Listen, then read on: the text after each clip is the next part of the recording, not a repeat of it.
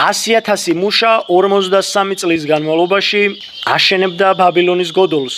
ყოველ დღე 10 ადამიანი ეწირებოდა ამ მშენებლობას. რაც შეეხება დაგეგმარებას, პირველ სართულზე იყვნენ ცხოველები, ფრინველები და აგრეთვე ინახებოდა პროდუქტი.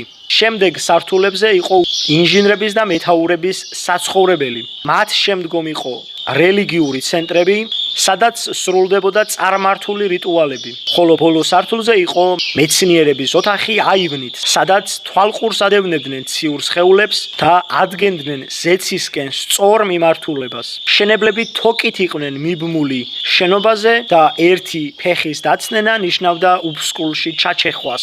შენობას ჰქონდა წრიული ფორმა და ლაბირინთული სტილი. სამუშაო იწყებოდა გამთენიისას და მზის ჩასვლამდე გრძელდებოდა.